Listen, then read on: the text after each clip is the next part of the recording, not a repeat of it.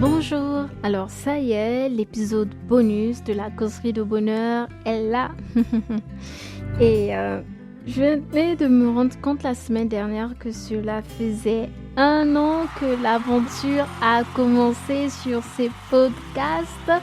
Oui, tu as le droit de te réjouir avec moi, de célébrer le Seigneur, de l'exalter, de le bénir, parce qu'il est le seul à rendre cela possible. Bénis le Seigneur pour les différents témoignages qui me sont parvenus. Et si toi aussi la causerie t'a challengé et t'a béni, écris-moi dans les commentaires ce qui t'a le plus marqué. Je suis Merveille Bonheur, l'autre de votre causerie, le lieu où on parle de la parole sans prétention. Vous connaissez la règle, partagez, commentez, aimez et surtout invitez une personne à vous rejoindre, car une causerie ne se fait pas seule. Et surtout, ça bénit plus que vous ne pouvez imaginer. Merci aux participants qui sont là depuis le départ et merci à ceux qui nous ont rejoints en cours de route et merci aux nouveaux abonnés. Et si c'est la première fois que tu m'écoutes, fais-toi connaître aussi en commentaire. Je voudrais prendre le temps maintenant de remercier Pénélope et Evely qui ont commenté le dernier épisode. Sachez que je prie pour vous, que le Seigneur vous distingue comme il a distingué Noé et Job par leur intégrité dans un milieu plutôt corrompu. Merci en tout cas pour votre soutien. J'aimerais aussi faire mention de toi qui te cache derrière les chiffres que je vois dans mes prières, mais aussi lors du prochain épisode. C'est simple, laisse tout simplement un commentaire. Revenons au compromis. Que ce soit de manière consciente ou pas, nous faisons régulièrement des compromis au quotidien car la vie est faite de choix. La Bible dit dans Deutéronome 30, versets 19 à 20, et c'est Moïse qui parle, « J'en prends aujourd'hui à témoin contre vous le ciel et la terre. J'ai mis devant toi la vie et la mort, la bénédiction et la malédiction. Choisis la vie afin que tu vives, toi et ta postérité, pour aimer l'Éternel ton Dieu, pour obéir à sa voix et pour t'attacher à lui. Car de cela dépendent ta vie et la prolongation de tes jours. Et c'est ainsi que tu pourras demeurer dans le pays que l'Éternel a juré donner à tes pères, Abraham, Isaac et Jacob. » Ces deux versets accentuent réellement la nécessité de s'attacher à la voix de Dieu pour vivre.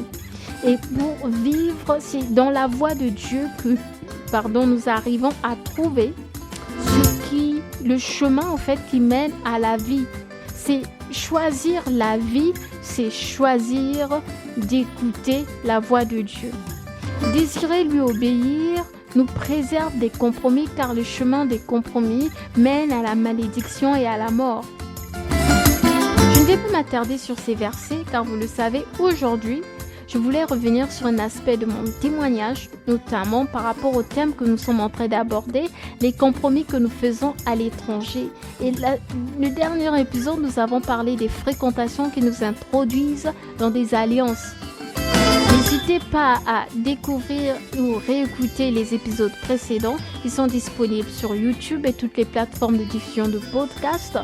Nommez-le, sachez que la causerie de bonheur y est.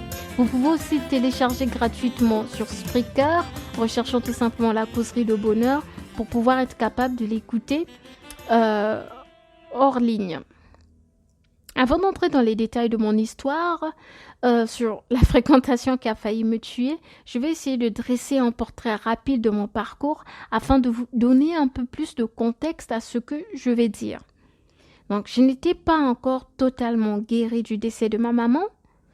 Je venais de vivre 2 ans dans un petit village complètement isolé de tout, loin de tous, sans église. Voilà un peu pour le contexte. Donc, je finis cette phase.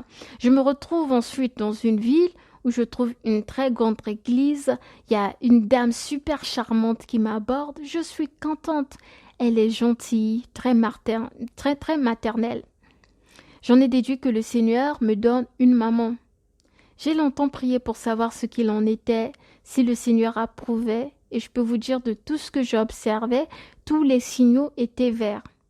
Malheureusement, il va y avoir un événement à l'église qui va précipiter les choses et me pousser à me jeter, entre guillemets, dans ses bras plus vite que prévu. Parce que je ne voulais pas de conflit. J'étais quelqu'un à l'époque, je ne voulais pas d'affrontement. Ok. Donc, j'ai coupé les ponts un peu avec certaines personnes et j'ai décidé de me focaliser sur la relation. Je pensais être celle que le Seigneur me donnait. Et c'est normal, quand on est à l'étranger, d'essayer de retrouver une sorte de refuge, une maison qui nous accueille et qui n'a pas besoin de la douceur d'une maman, surtout à l'étranger. Moi, j'ai été séduite par la gentillesse de cette dame. Je l'ai prise comme une mère. Elle m'a ouvert les portes de sa maison. Elle m'a donné à manger, m'a réconfortée. Elle a prié pour moi. Et pourtant, j'étais loin de me douter que spirituellement, cette dame était une sorcière et elle allait me tuer quelque part. Donc c'est là que j'ai appris que la gentillesse n'est pas un fruit de l'esprit. Que le diable, pour bien te tuer, devient très, très, très gentil. Au début, tout allait bien. Je peux dire que c'est au bout d'un an que les choses ont commencé à changer un peu pour moi, à tourner au vinaigre, malgré mon zèle. Je voyais que au-dedans de moi, je mourais au fait. Que dans ma vie, plus rien n'allait bien au fait. Je ne sais même pas comment expliquer cela. Et ce qui m'affectait encore plus dans ce temps, c'est que je n'arrivais même plus à entendre la voix de Dieu. C'était devenu très très compliqué. Le ciel avait l'air complètement fermé sur ma tête. Moi qui, à la base, dès la conversion, était déjà très sensible, j'étais dans le flou.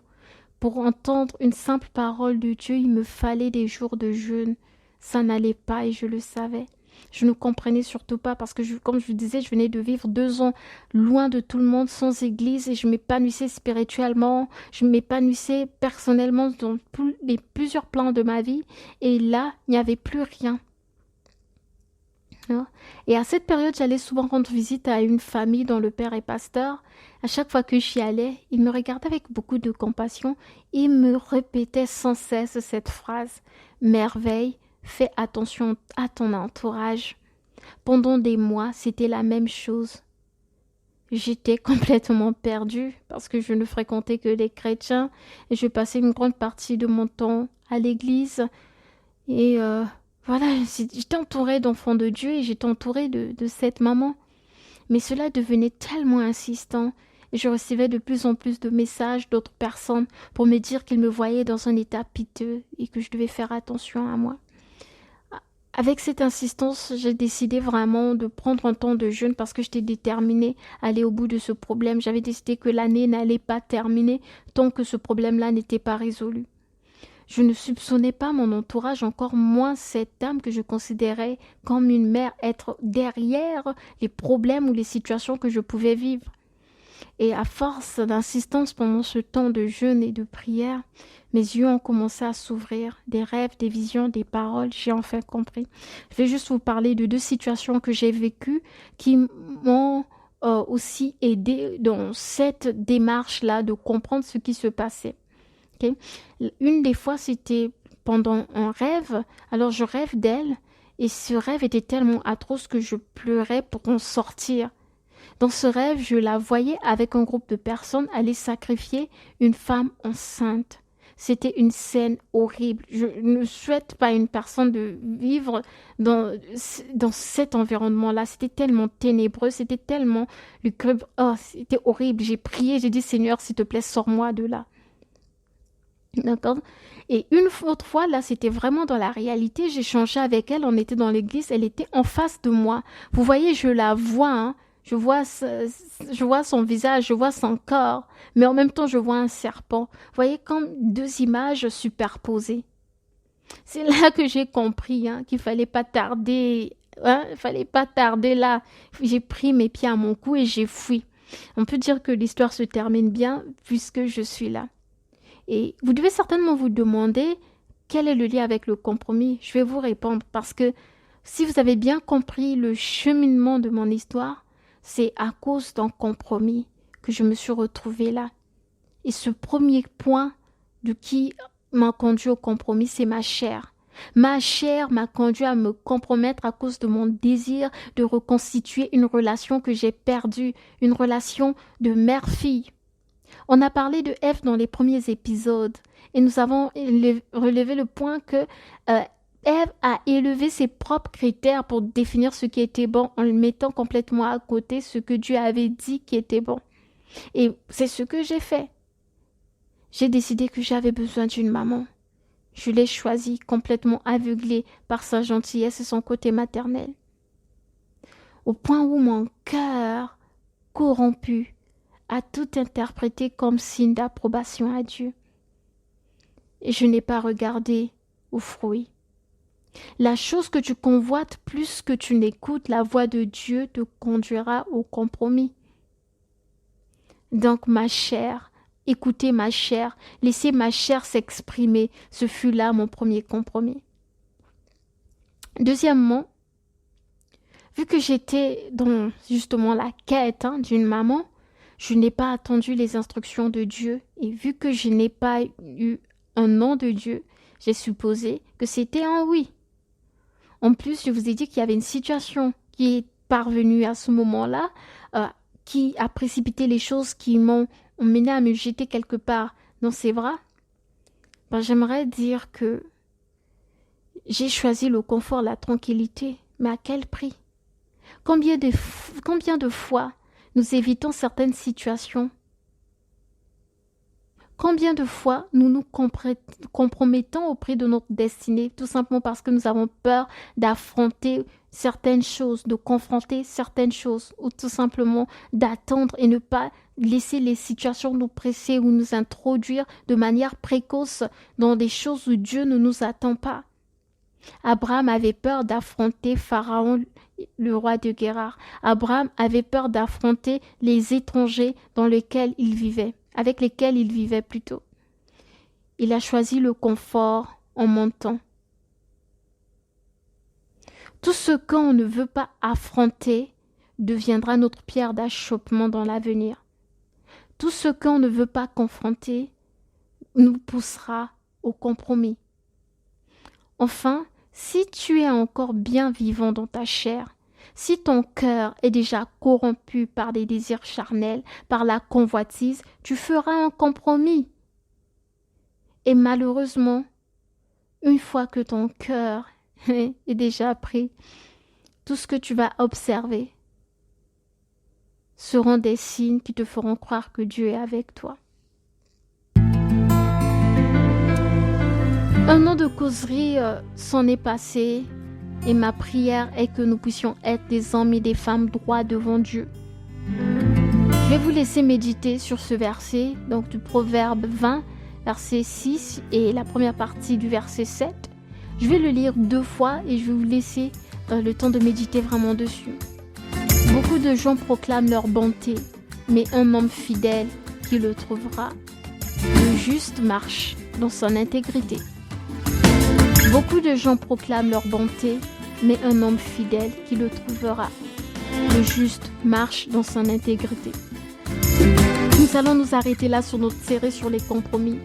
Et j'aimerais dire, est-ce que Dieu trouvera-t-il en toi un homme fidèle, une personne intègre, une personne qui ne se laisse pas compromettre, une personne qui ne se conforme pas à ce monde, mais qui est attachée à sa parole et qui vit pour sa parole, qui a le désir de suivre son instruction et d'obéir à sa voix.